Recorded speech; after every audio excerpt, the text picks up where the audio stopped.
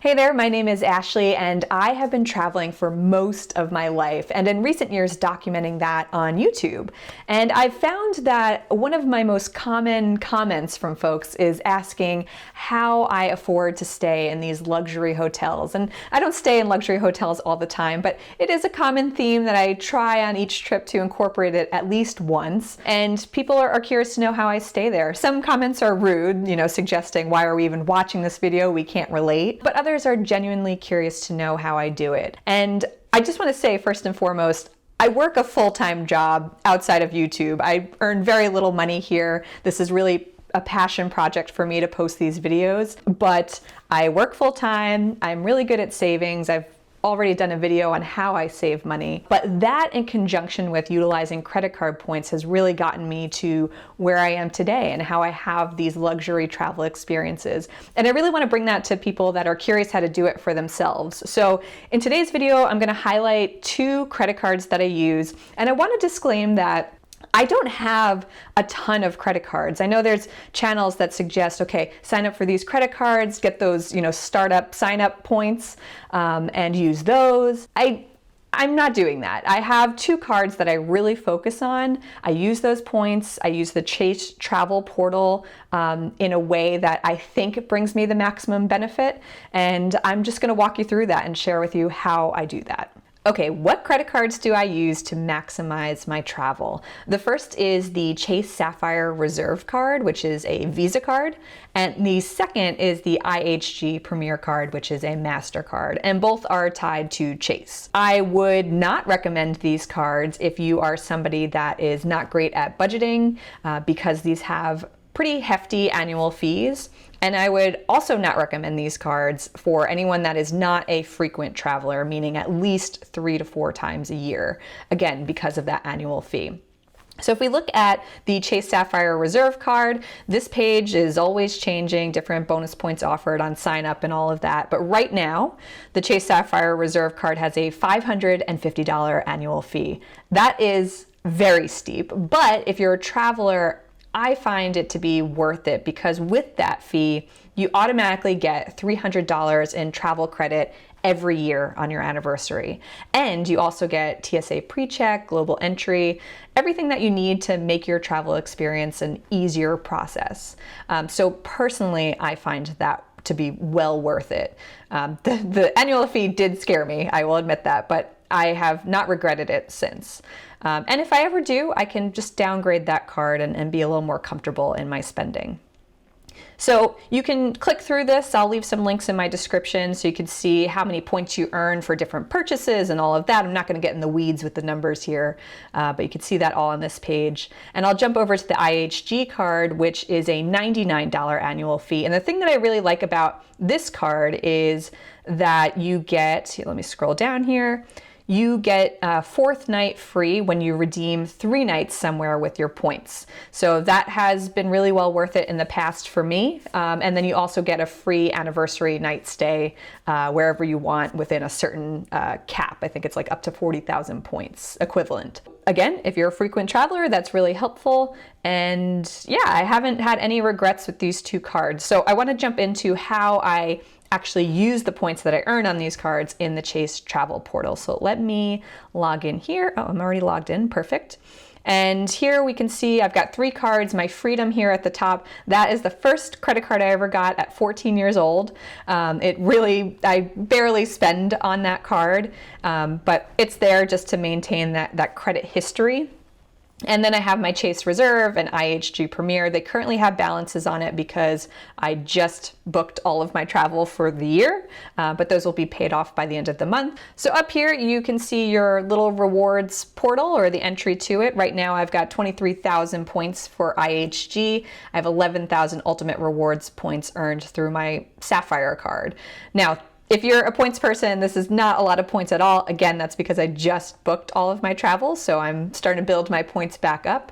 But let's click into the Ultimate Rewards. Now, off the bat, it's going to show me that I do have 2 credit cards, one being the Freedom and one being the Reserve, that are both earning Chase points. And that's fine. One has 60 points. You can guess that's my Freedom card because I barely spend on it. I'm going to click into the Sapphire card up here. And front page here, you can see how many points you earn for different types of purchases, and it does the breakdown. You can see your rewards activity, everything that you have spent, everything that you have purchased and how many points you earn for those purchases. So when you come to the Chase travel portal, and this is my own advice based on how I have successfully booked luxury travel, I would recommend going up to rewards details first and foremost if you have multiple Chase cards that are earning points, and come up to combine points. Now, I've got those 60 points here. I can't really book anything with those 60 points, so I might as well put it towards where I'm earning most of my points on the Sapphire card.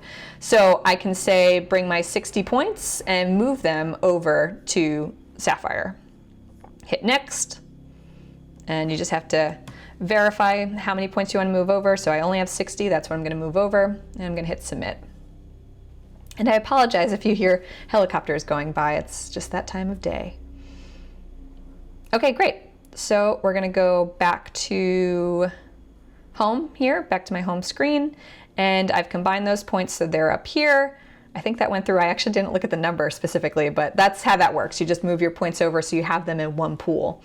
And the next thing that I do, and this is something that I do even when I'm not traveling, is I come up to this travel tab and I come down to transfer points to partners. Now this is the area where you can really maximize your point usage. And I think this is something that's brushed over a lot, but you can of course book your hotels and airfare through the Chase travel portal directly, but you get more for your points if you book outside of the Chase travel portal. And this is how you do it. You find where the bonus points are being offered. So right now, Virgin Atlantic is offering 30% bonus points, meaning if you send some of your points over there, they're going to give you 30% more on your Virgin Atlantic account. And that is perfect. I mean, I just did that for IHG. I had like 20,000 points and they were offering a 70% bonus if you moved your points over there. These offers are fleeting. I don't really know how long they stay, but every time I click in here, there's something different being offered, which is why I try and check once a month to see what the bonus offer is at the time. And if it's something that I think I'll be using at some point in the future, I'll just move my points over there rather than keeping them in the Chase travel portal. I don't see any other offers at the moment, and I usually don't see more than one. I don't know if they do more than one at a time, but every time I've clicked in, it's usually just one offer happening. But you can see they've got a number of airlines that could possibly open up with bonus points, and hotels as well. Not as many, but IHG covers a lot of hotels, which is why I sent my points over there. And additionally, I have an IHG card, so when I move my points over there from Sapphire, I'm also earning points on my other credit card. So all those points are pooling towards IHG. Okay, the next thing is how to maximize the amount of points that you're earning. So we just went through the pages that show you how many points you earn per purchase. It's also displayed here. But how can you earn specifically and at, I guess, bonus rates, I'll say? Let's go into the shopping and experiences tab. So you come here and come down to shop and earn bonus points. Okay, so to me, this page can sometimes feel a little overwhelming. You can view all the stores that are currently supported in this Chase travel portal and see how many points you'll earn per purchase at a given store. So Nike, for example, 8 points per dollar. You can come down here and see everything listed in alphabetical order. I immediately sort by earn rate. I have no idea what abcmouse.com is, but you get 250 points. AT&T Business, 5,000 points. I'm definitely not going to go through all of this, but you can see the earn rates for different places. Now, again, this is overwhelming to me to see this many places, and I don't know, after a while my brain just feels a little scrambled and I kind of click out of this, but I wanted to show you this place because what you can do is, and I find this helpful around the holidays, is let's say you intend to do most of your shopping on Amazon just because of the ease of using that platform. I would instead come to the Chase travel portal and look for those products here just by entering it in up here. So, for example, if I was looking for a diffuser for essential oils, for example, let's just type that in here. And it will show me all the stores that currently have diffusers in this portal and how many points I'm earning for those purchases. And I can click right in and see, okay, this is great, earn 1 point per dollar, but over here I earn 3 points per dollar. And I can scroll through and see there's 158,000 products that come up. There's also coupons down here.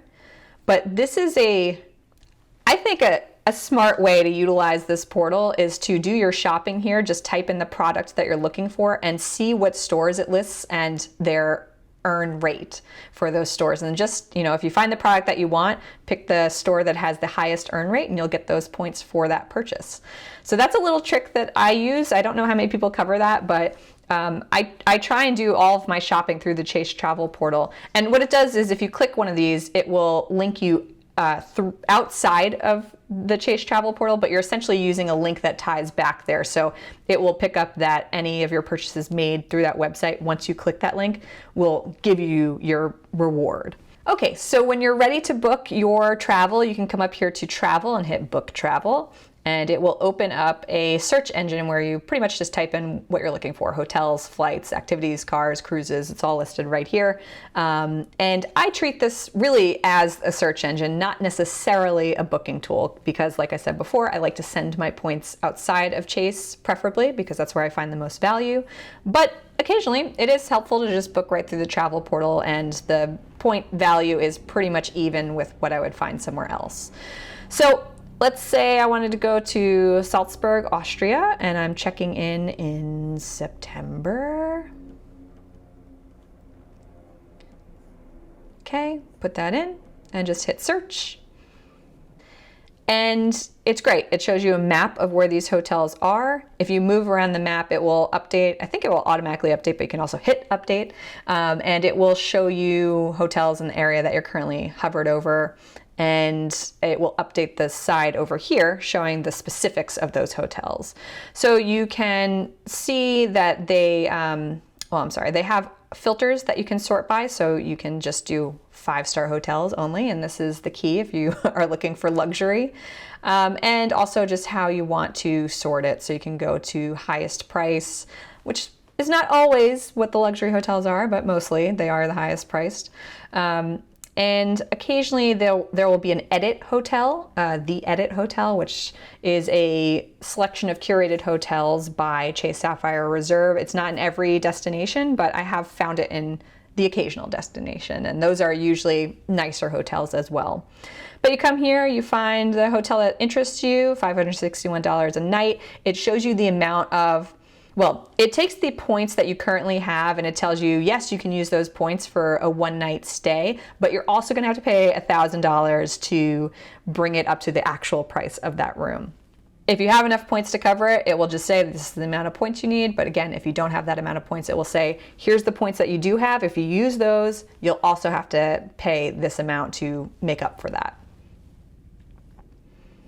And simple as anything, you pick out your room and the type of rate you want and add to trip. I'll just do this for an example.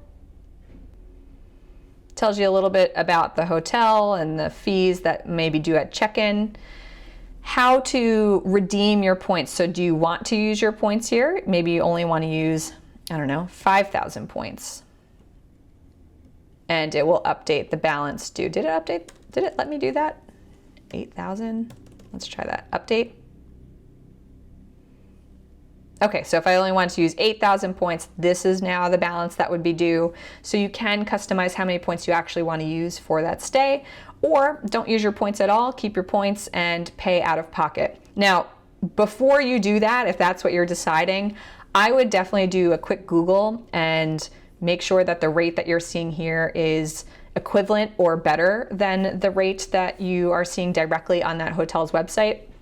Sometimes it's not better, so always Google, and other websites as well. You might want to go on booking.com or something like that, just to compare prices across the board before you dedicate yourself to booking through Chase. And if this seems like the best rate, whether it's with your points or paying out of pocket, feel free to book here. Again, I'd say probably 30% of the time I book using the portal, but the other 70% I am sending my points elsewhere and I'm booking outside of Chase. Now, one thing I do want to mention while we're here is the car situation. So I do a lot of road trips, and I do actually frequently rent my car through the portal. But it doesn't always factor in additional fees. So let's say I'm driving one way, I'm not returning it to the same place that I started. That fee isn't always calculated in the rate that you pay here, whether it's with points or with cash. So you want to be mindful of extra fees. I think there is a disclaimer, like tiny writing at the very bottom, that says like more charges may occur. But I do recall a couple of times I wasn't sure specifically how much that would be once I got to the counter in the location. So just be mindful of that fees like that are not always included here in the portal. And that's the only caveat to using this for booking that I've found. It's just when it comes to car rentals. So be mindful of that. And you probably noticed that when I was trying to combine points earlier between my Chase Sapphire and Chase Freedom cards, there wasn't an option to combine the IHG points with those. So IHG points are treated separately in this portal. Really, you're earning IHG specific points using this card, but you have to go to the IHG website to utilize those points. So if I click here on the Chase website, it will just bring me to a page that shows me how I've been earning the points and the rates at which I've been earning those points, any pending points coming up.